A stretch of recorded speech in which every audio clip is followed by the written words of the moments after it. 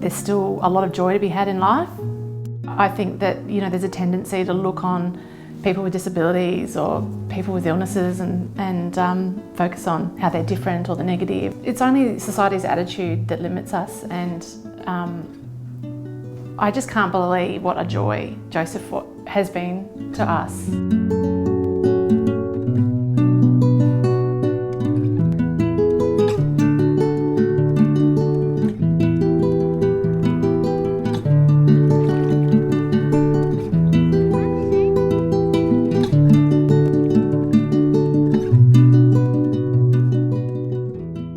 Joseph is our second child, so we have an older daughter.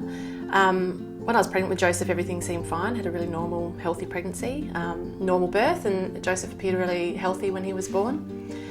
When he was about 3 months old, he appeared to just get sick with a cold or something similar. He was unsettled, not very well, and I would take him to the GP and do what every mother would do. And then one day I found him having a massive seizure that just kept going and going. We rang the ambulance and went into the hospital, and he ended up in intensive care for a couple of days.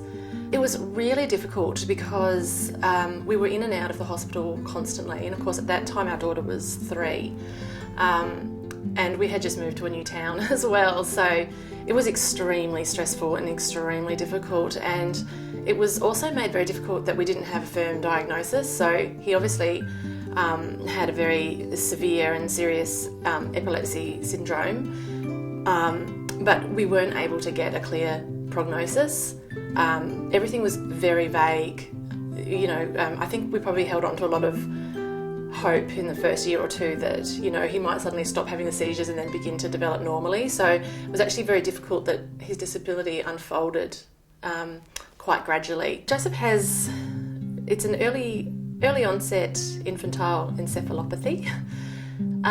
Basically, he has very, very severe seizures. When Joseph first became ill, when he was a baby, we knew then what was happening to him at that time was life-threatening. He was in intensive care, intubated in intensive care all the time. He was a tiny baby having thousands of seizures. So as he got a bit older, probably from about 2 onwards, we got better seizure control. So we weren't in and out of the hospital all the time. And I think at that period I probably thought, okay, I have a boy who's got epilepsy, he's disabled, but I stopped thinking about it, I guess, as potentially life-threatening all the time. You just slip into everyday life. But then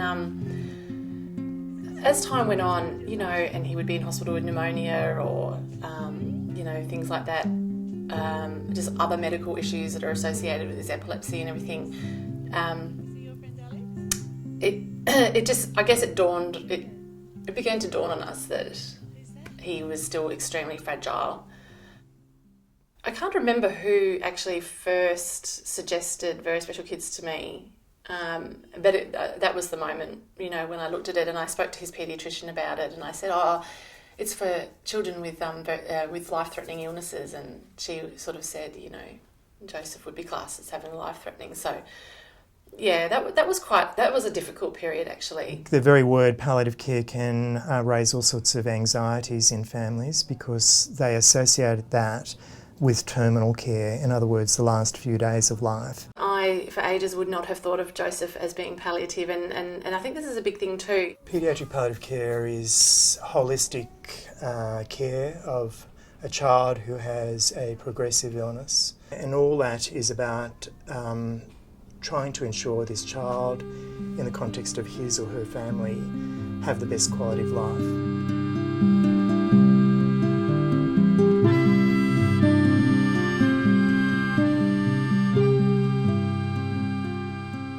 Even though it was really confronting to have him accepted into Very Special Kids at first, or to have it acknowledged that yes, he has a life-threatening condition, now I feel really relieved that I'm now hooked into a service where people understand, and I don't just go to appointments and go home.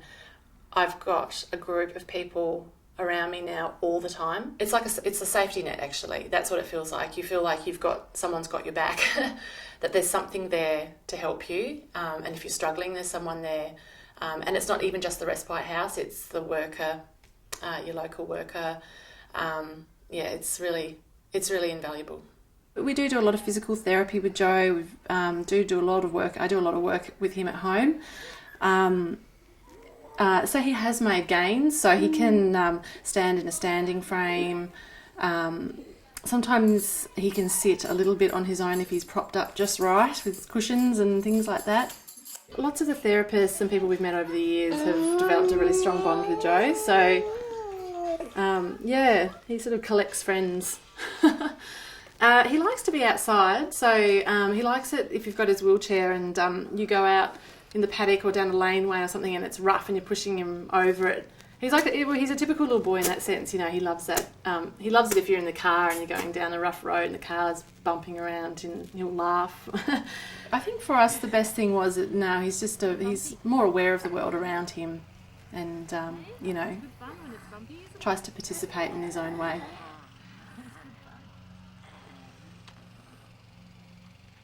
Whilst we kind of realise how vulnerable he is from a physical point of view, so his airways are quite vulnerable, he can slip into respiratory distress very easily and very quickly, and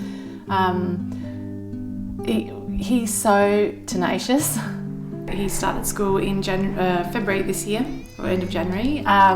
That was good, but he only got a few weeks in this year and then he got really unwell, so